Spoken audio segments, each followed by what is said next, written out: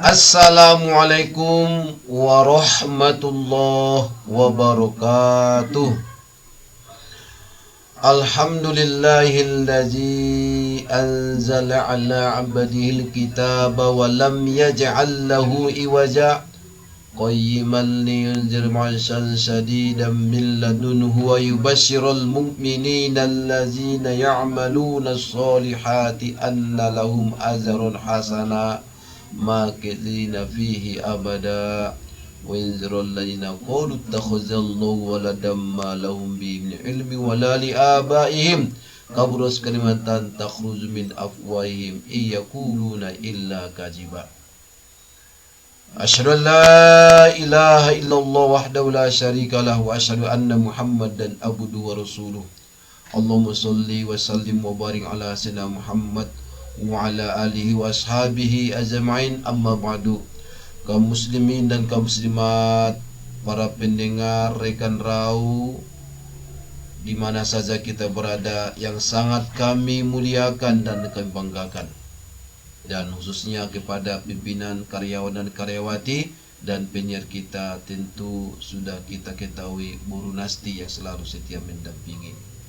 Mudah-mudahan kita semua, seluruh kita, kaum muslimin dan kaum muslimat, kaum mukminat, mudah-mudahan diberikan Allah hidayah untuk berpegang teguh kepada ajaran agamanya, dan mudah-mudahan kita diberikan Allah keteguhan hati untuk berusaha semaksimal mungkin untuk rajin membacanya, memahami dan mengamalkannya. Kaum muslimin dan kaum muslimat rahimakumullah, mari kita panjatkan syukur alhamdulillah kehadirat Allah Subhanahu wa taala yang telah menganugerahkan kepada kita rahmat.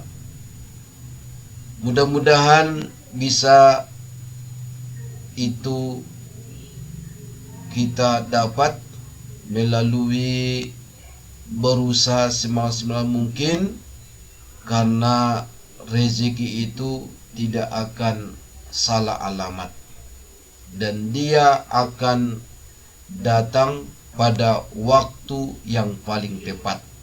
Mudah-mudahan itu kita jadikan sebagai alat untuk meningkatkan amal ibadat. Mari kita berusaha semaksimal mungkin untuk memperbaiki diri dan berusaha semaksimal mungkin untuk berikhtiar menyeimbangkannya dengan memperbanyak doa, memperbanyak zikir dan amalan-amalan, sehingga kita selalu senantiasa di dalam ketaatan kepada Allah Subhanahu wa taala. Salawat dan salam kepada junjungan alam Nabi besar Muhammad sallallahu alaihi wasallam yang selalu menuntun kita kepada jalan yang benar, jalan yang lurus, jalan membawa keselamatan dunia dan akhirat. Mudah-mudahan kita semua berpegang teguh kepada keduanya, Al-Quran dan As-Sunnah Nabi kita Muhammad sallallahu alaihi wasallam. Allahumma sholli ala Muhammad wa ala ali Muhammad kama shallaita ala Ibrahim wa ala ali Ibrahim wa barik ala Muhammad wa ala ali Muhammad kama barakta ala Ibrahim wa ala Ibrahim fil alamin innaka Hamidum Majid. Kaum muslimin dan kaum muslimat rahimakumullah, surah yang ke-112, dua surah lagi dari surah yang terakhir. Ada 114 surah dalam Al-Quran. Surah yang ke-112 itu suratul Ikhlas. Yang ketiga 113 itu suratul Al-Falaq. Dan surah yang terakhir surah An-Nas. Dan ini dikenal dengan surah pendek, dan dikenal juga di kalangan Islam surah langganan. Artinya surah yang paling sering dibaca, dan pada umumnya umat Islam hafal, baik ia yang bisa baca tulisan Arab atau baca tulis Al-Quran atau tidak.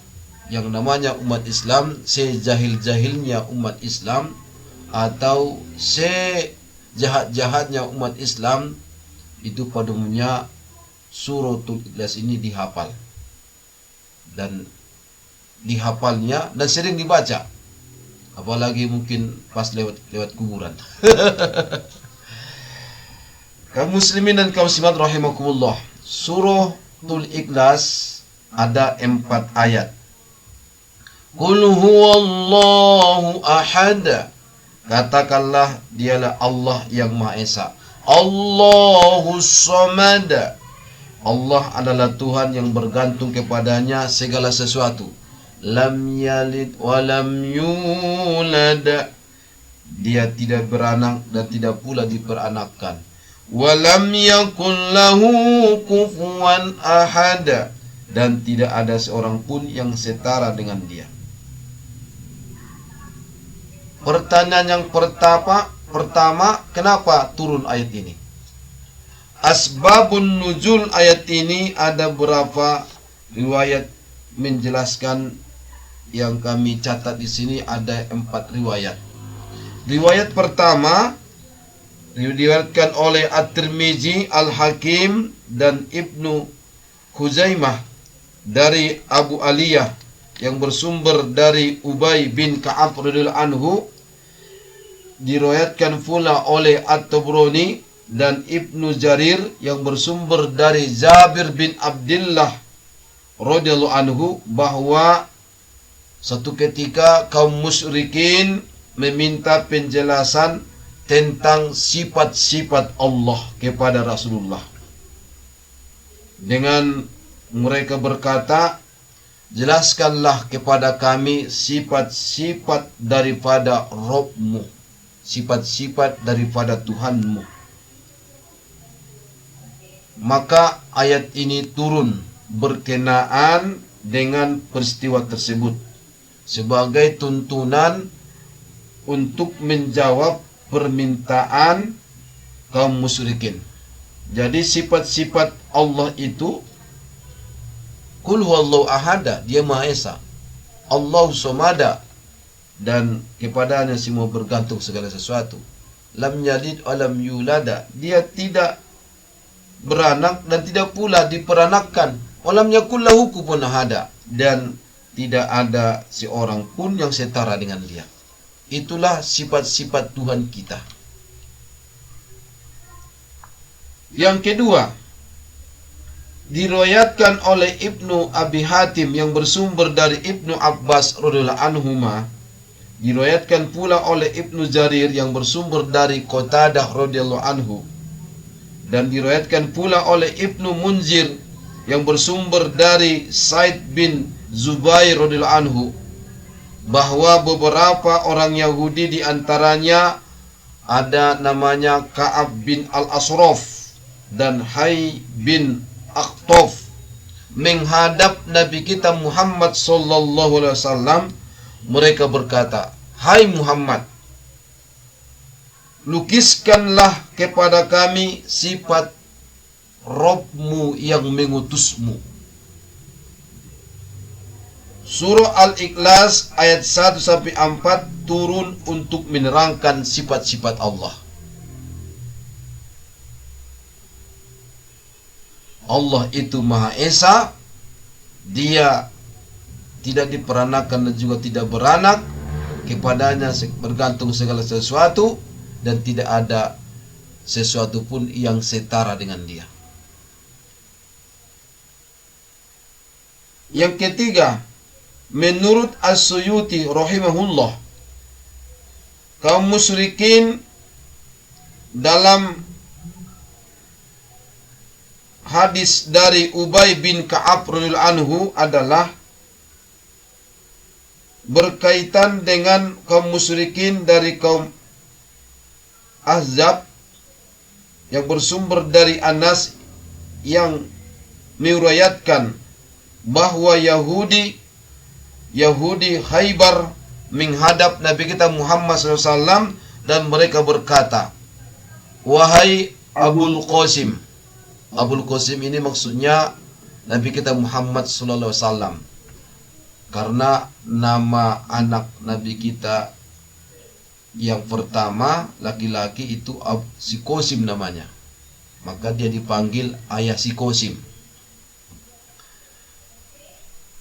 Wahai Abul Qasim, Allah menjadikan malaikat dari cahaya hijab, Adam dari tanah hitam, Iblis dari api yang menjulang, langit dari asap, dan bumi dari buih air. Cobalah terangkan kepada kami tentang Rabb-Mu.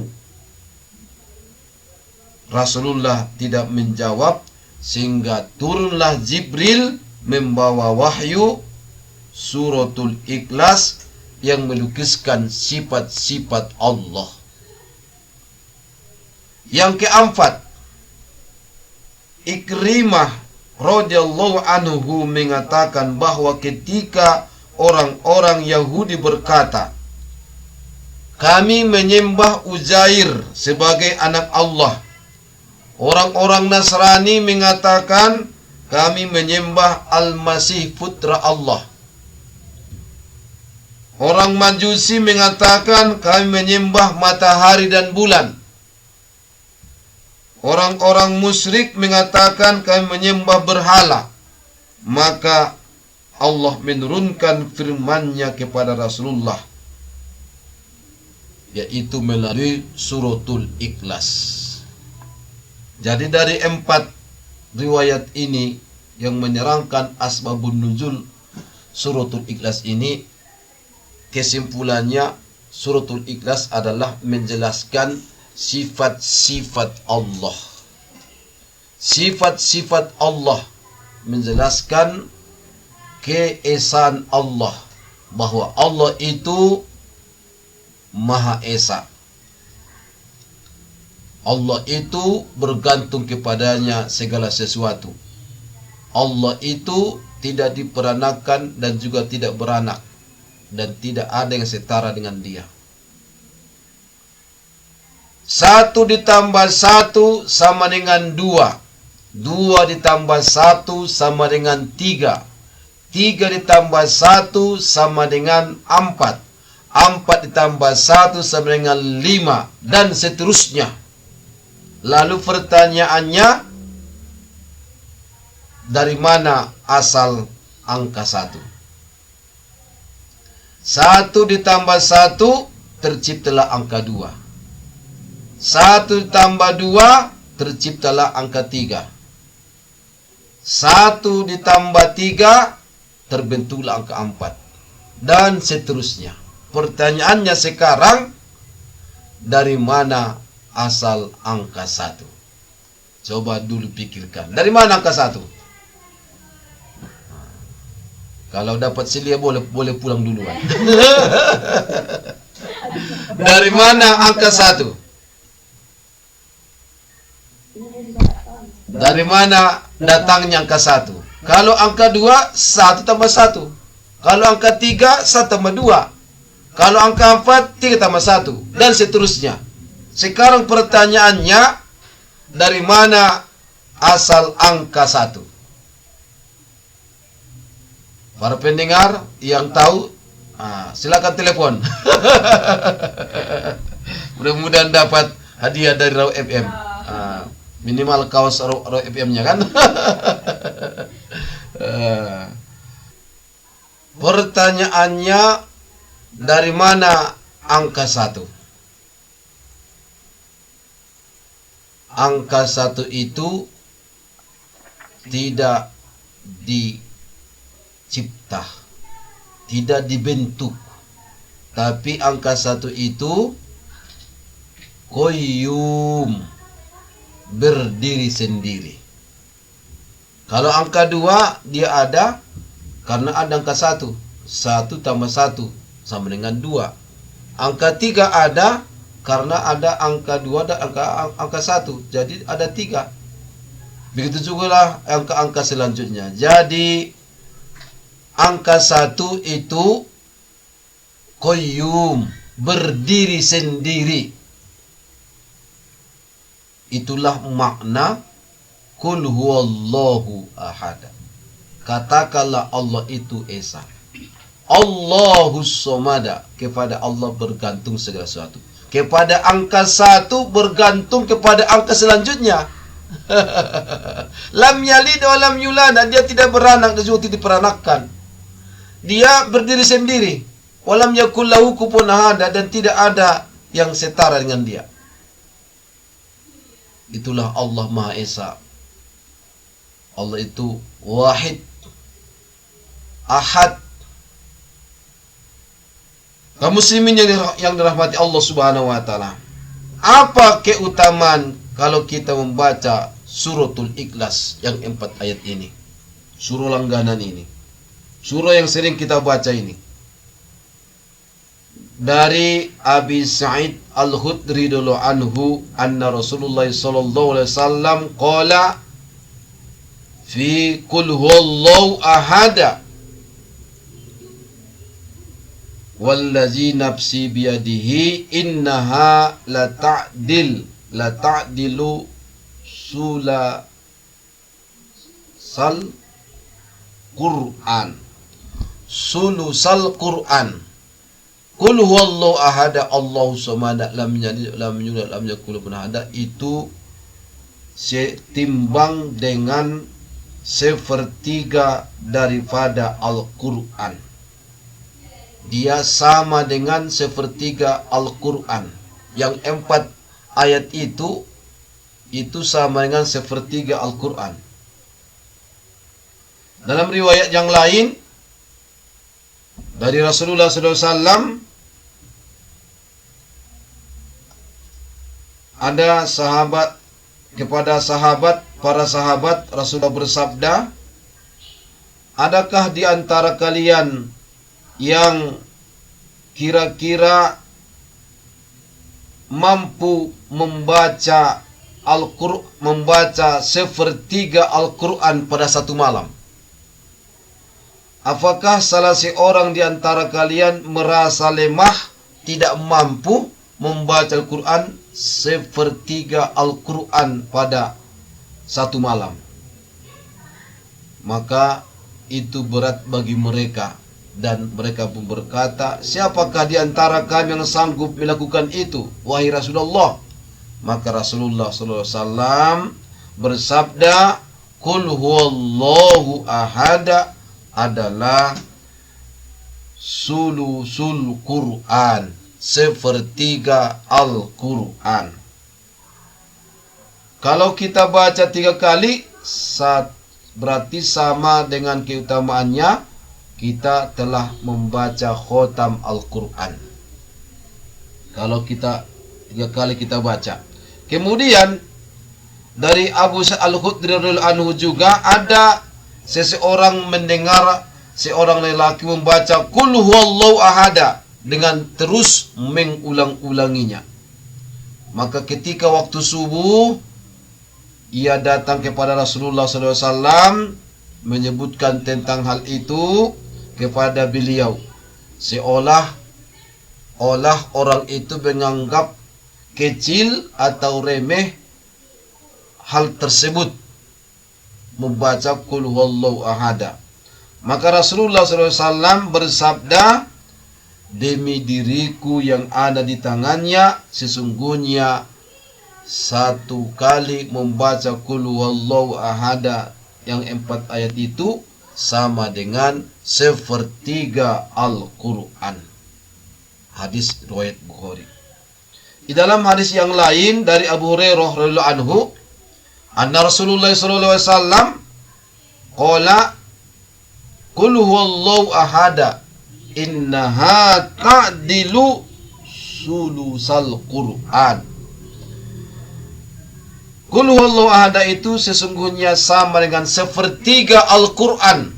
Hadis riwayat Muslim.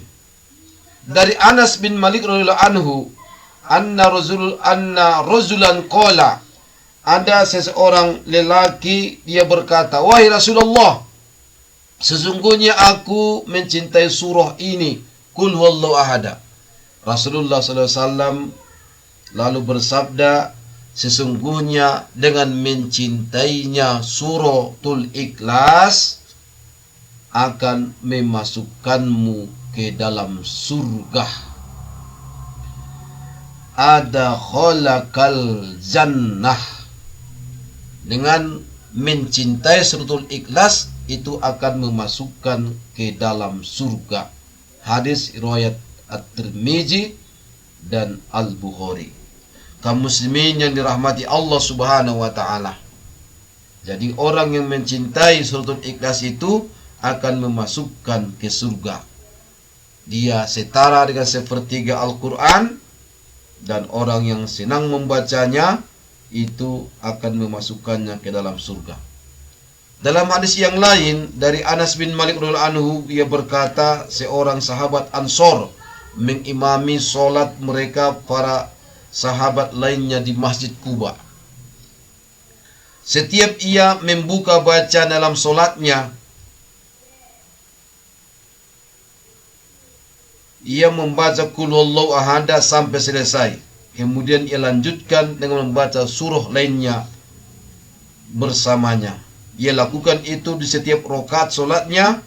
Akhirnya para sahabat pun berkata kepadanya, sesungguhnya cukup engkau membuka bacaanmu dengan surah ini, dan tidak cukup membaca surah Al-Ikhlas.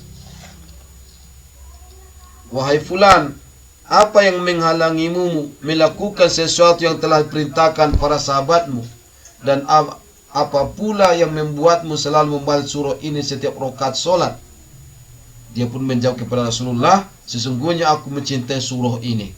Lalu Rasulullah SAW bersabda, cintamu kepadanya memasukkanmu ke dalam surga. Hadis riwayat Bukhari dan At-Tirmizi. Kaum muslimin dan kaum muslimat rahimakumullah, ini ada sejarah seorang sahabat yang sangat cinta kepada suratul Ikhlas, sehingga setiap dia membaca surah, setelah surah membaca Al-Fatihah, dia baca dulu suratul Ikhlas, baru dia baca surah yang lain. Contohnya, Qul huwallahu ahad, Allahu samad, lam yalid walam yulad walam yakul lahu kufuwan ahad. Kemudian lanjutkannya pada surah yang lain. Bismillahirrahmanirrahim. Inna a'tainakal kautsar fasholli li rabbika wanhar. Inna syani'aka huwal abtar. Pada rakaat selanjutnya pun dia baca Qul huwallahu dulu, baru dia baca surah yang lain. Begitulah setiap saat, sehingga para sahabat yang mendengarkan dia membaca seperti ketika mengimami dalam solat, mereka memperingatkan, kalau sudah dibaca Qul huwallahu, jangan lagi baca surah yang lain. Tapi sahabat ini terus meneruskan seperti itu. Lalu mereka mengadukannya kepada Rasulullah SAW. Dan Rasulullah pun mengingatkannya. Lalu Rasulullah bertanya, apa penyebabnya? Kenapa dia baca seperti itu? Lalu dia menyampaikan kepada Rasulullah, karena atas dasar cintanya kepada suratul Ikhlas. Maka apa jawab Rasulullah? Mudah-mudahan cintamu kepada suratul Ikhlas itu memasukkanmu ke dalam surga. Kaum muslimin yang dirahmati Allah Subhanahu wa taala, membaca suratul Ikhlas 10 kali, fadilahnya akan dibangunkan untuk kita rumah di surga. Dari Mu'az bin Anas Al-Zuhani radhiyallahu anhu berkata bahwa Rasulullah SAW bersabda, "Man qara'a Qul huwallahu ahad hatta yahtimaha asra marrat." Siapa yang membaca Qul huwallahu ahad sampai ia merampungkan bacaannya suratul Ikhlas itu, mulai dari ayat pertama sampai ayat keempat, sebanyak 10 kali, maka dibangunkan baginya rumah di surga. Hadis riwayat Ahmad. Jadi membaca Qul huwallahu ini jangan hanya 1 kali, kalau bisa 3 kali, kalau bisa 10 kali. Fadilahnya dibangunkan untuk kita rumah di surga. Bagaimana?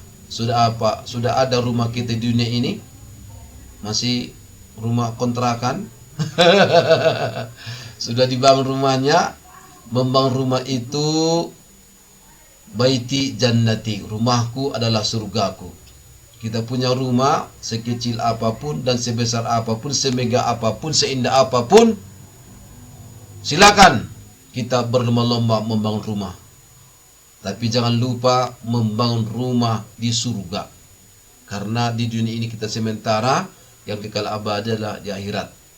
Membangun rumah di surga itu kita lakukan di dunia ini. Selain kita membangun rumah di dunia ini, jangan lupa juga membangun rumah kita di surga dengan fadilah-fadilah amal. Salah satunya membaca Qul Huwallahu sampai 10 kali. Kemudian, apa kita suruh suratul Ikhlas? Membaca suratul Ikhlas dengan izin Allah melindungi orang yang membacanya jika ia baca bersama suratul Falaq dan An-Nas. Hadis dari Uqbah bin Amir al-Juhani radhiyallahu anhu, beliau berkata, tatkala aku menuntun kendaraan Rasulullah SAW dalam sebuah peperangan, tiba-tiba ia berkata, wahai Uqbah, katakanlah. Aku pun mendengarkan. Kemudian beliau berkata lagi, wahai Uqbah, katakanlah. Aku pun mendengarkan. Beliau mengatakannya sampai 3 kali. Lalu aku pun bertanya, apa yang aku katakan? Beliau pun, Nabi kita bersabda, katakanlah, Qul huwallahu ahad. Lalu beliau membacanya sampai selesai. Kemudian beliau membaca Qul a'udzu birabbil falaq. Dan Uqbah pun membacanya bersamanya hingga selesai. Dan kemudian beliau membaca Qul a'udzu birabbin nas. Uqbah pun membacanya bersamanya hingga selesai. Kemudian Nabi kita Muhammad SAW pun bersabda, ma ta'awwaza bimislihinna ahad. Tidak ada seorang pun yang berlindung dari segala mara bahaya, bala bencana, dari segala macam keburukan seperti orang-orang yang berlindung dengannya 3 surah tersebut. Jadi suratul Ikhlas, surah Al-Falaq, surah An-Nas, 3 ayat inilah surah pelindung.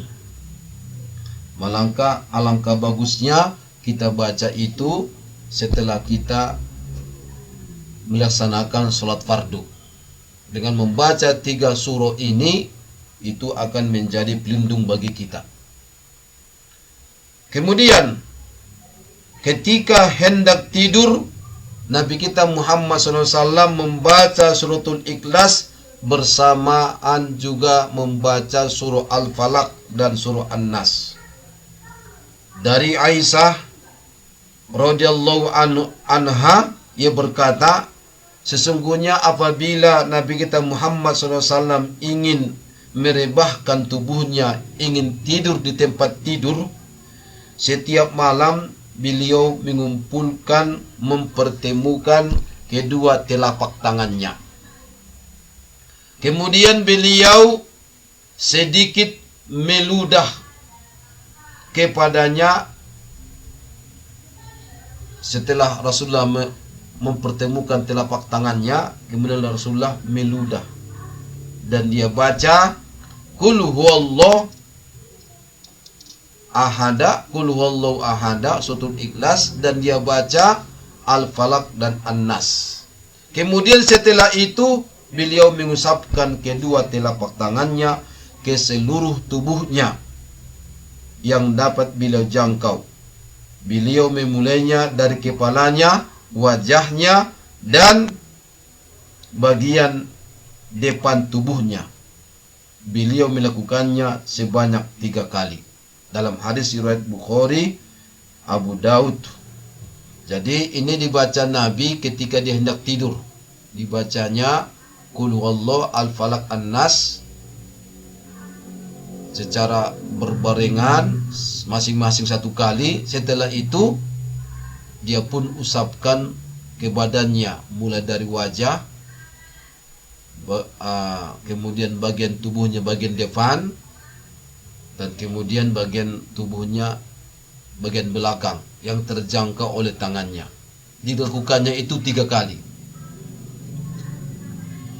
Dan itu adalah pelindung kita ketika kita tidur.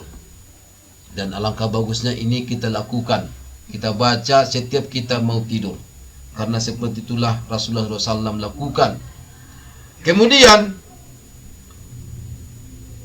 Suratul Ikhlas ini dibaca ketika mengerjakan solat sunat fajar, qobliyah subuh. Solat sunat rawatib itu ada beberapa solat. Solat sunat rawatib, qobliyah, dan ada ba'diyah.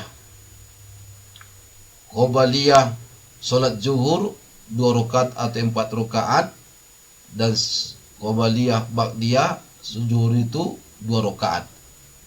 Surat qobliyah sebelum salat asar 2 rakaat, sesudah maghrib 2 rakaat, sebelum dan sesudah salat isya 2 rakaat, dan sebelum subuh 2 rakaat. Apa fadilahnya kalau kita baca suratul Ikhlas ini? Dari Abu Hurairah radhiyallahu anhu, ia berkata, anna Rasulullah sallallahu alaihi wasallam qara'a fi ra'atainil fajar kul ya ayyuhal kafirun wa kul huwallahu ahada. Ketika Rasulullah SAW melaksanakan salat sunat fajar, salat sunat qobliyah subuh, yang dibacanya surahnya adalah kul ya ayyuhal kafirun, dan yang rakaat yang kedua dibacanya kul huwallahu ahada. Hadis riwayat Muslim. Dari Ibnu Umar radhiyallahu anhuma, ia berkata, aku telah memperhatikan Nabi kita Muhammad SAW selama sebulan. Beliau membaca pada 2 rakaat sebelum subuh adalah Al-Kafirun, Al-Ikhlas. Ini Ibnu Umar teliti. Tidak hanya 1 kali dia dengarkan Rasulullah baca itu ketika salat sunat fajar. Sampai sebulan diperhatikannya. Ternyata yang dibaca Nabi pada sholat sunat fajar itu di rakaat pertama kul ya ayyuhal kafirun, dan pada rakaat yang kedua suratul Ikhlas. Hadis riwayat At-Tirmizi dan Ibnu Majah. Dari Aisyah radhiyallahu anha, Rasulullah SAW bersabda, sebaik-baik surah yang dibaca ketika 2 rakaat qobliyah subuh adalah Al-Kafirun dan Al-Ikhlas. Hadis riwayat Ibnu Huzaimah. Jadi bagi kita yang melaksanakan salat sunat fajar, salat sunat qobliyah subuh, pada rakaat pertama dibaca kul ya ayyuhal kafirun, dan di rakaat yang kedua dibaca suratul Ikhlas. Kemudian suratul Ikhlas ini juga dibaca Nabi ketika mengerjakan salat sunat ba'diyah maghrib.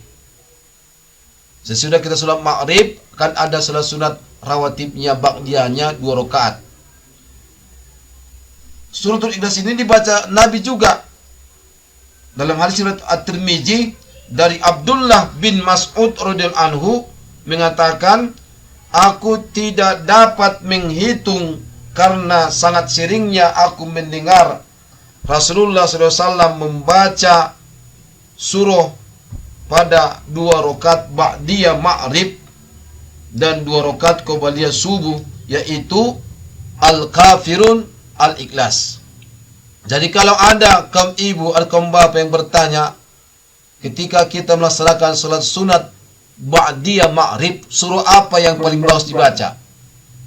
Jawabannya adalah kul ya ayyuhal kafirun pada rakaat pertama, dan di rakaat yang kedua kul huwallahu ahada. Karena itulah yang dibaca oleh Nabi kita. Apa yang dibaca oleh Nabi kita itulah yang terbaik. Padahal masih banyak suruh-suruh yang lain. Yang ketiga, dibaca ketika mengerjakan solat sunat witir 3 rakaat. Dari Abdul Aziz bin Jurais radhiyallahu anhu, dia berkata, aku menanyakan pada Aisyah radhiyallahu anha, surah apa yang dibaca oleh Rasulullah sallallahu alaihi wasallam setelah membaca Al-Fatihah ketika salat witir? Aisyah radhiyallahu anhu menjawab, Nabi kita Muhammad sallallahu alaihi wasallam membaca pada rakaat pertama Al-A'la. Rakaat kedua Al-Kafirun. Rakaat ketiga Al-Ikhlas, Al-Mu'awwizatain, yaitu Al-Falaq, An-Nas. Hadis riwayat An-Nasai, Tirmizi dan Ahmad. Jadi Rasulullah SAW ketika melaksanakan salat sunat witir yang 3 rakaat, di rakaat pertama dia baca Al-A'la, Sabbisma rabbikal a'la. Di rakaat yang kedua dia baca Qul ya ayyuhal kafirun, dan di rakaat yang ketiga dibacanya 3 surah, Al-Ikhlas, Al-Falaq dan An-Nas. Dan kemudian dibaca ketika mengerjakan solat maghrib pada malam Jumat. Dari Jabir bin Samurah radhiyallahu anhu, beliau mengatakan Nabi kita Muhammad SAW biasa ketika solat maghrib pada malam Jumat membaca surah Al-Kafirun dan Al-Ikhlas. Jadi bagi para imam pada malam Jumat, maka yang sangat dianjurkan dibaca pada solat maghrib pada malam Jumat itu di rakaat pertama Qul ya ayyuhal kafirun, dan di rakaat yang kedua Qul huwallahu ahad.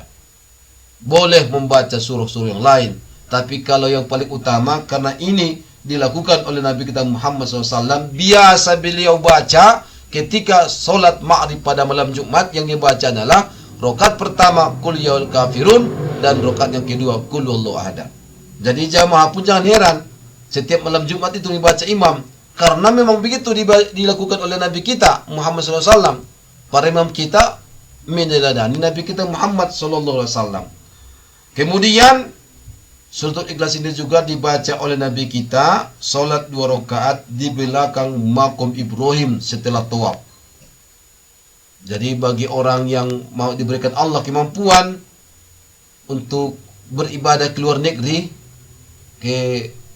melaksanakan ibadah umroh dan ibadah haji, setelah kita tawaf, maka itu sunat dianjurkan kita setelah itu salat sunat di belakang makom Ibrahim. Jadi ketika kita salat di situ, yang dibaca adalah Qul ya ayyuhal kafirun rakaat pertama, rakaat yang kedua adalah Qul huwallahu ahad. Inilah sebagian fadilah dan keutamaan daripada suratul Ikhlas. Insyaallah kita juga setelah berikut ini. Kaum muslimin dan kaum muslimat rahimakumullah, sebagai closing statement atau kesimpulan daripada ceramah kita tentang suratul Ikhlas dan keutamaannya, yang pertama, suratul Ikhlas itu adalah surah yang sangat agung yang mengajarkan kepada kita inti keimanan, konsep tauhid yang harus kita pahami dan kita pegang teguh dalam kehidupan. Dan yang kedua, kalau kita sering membaca suratul Ikhlas ini, memberikan manfaat besar bagi kehidupan kita di dunia maupun di akhirat jika kita imani dan kita amalkan dengan tulus ikhlas.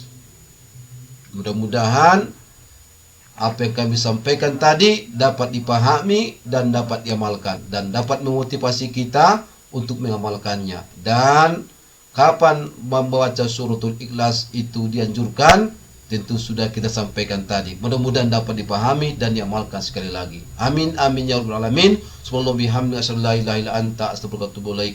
Wallahu muwaffiq ila aqwamit thoriq billahi taufiq wal hidayah. Assalamualaikum warahmatullahi wabarakatuh.